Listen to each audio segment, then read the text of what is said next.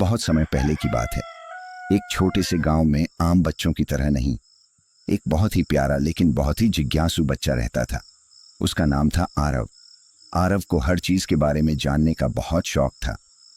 क्यों आसमान नीला है, क्यों तारे चमकते हैं, क्यों पेड़ हवा में झूमते हैं, सब कुछ।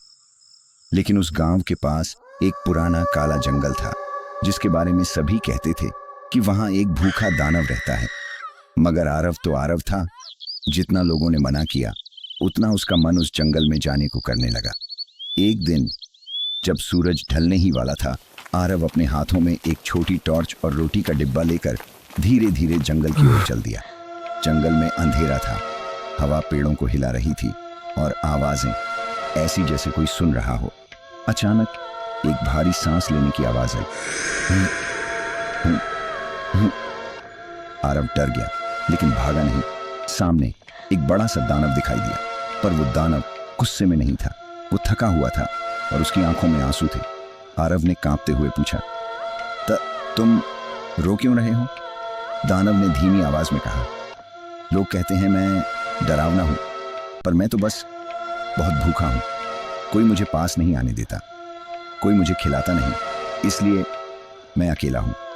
आरव ने चुपचाप अपना रोटी वाला डिब्बा खोला और दानव को रोटी दे दी।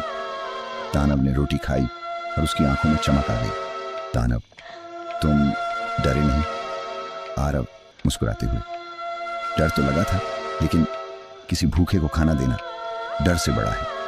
दानव धीरे से हंसा, पहली बार बहुत सालों बाद, और उसी क्षण दानव का शरीर चमकने लगा और वो एक साधारण बुजुर्ग व्यक्ति में बदल गया।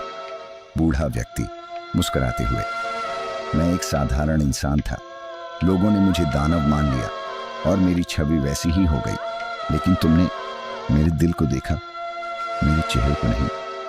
उन्होंने आरव के सिर पर हाथ रखा और कहा, याद रखना, दुनिया में सबसे बड़ी ताकत दया है।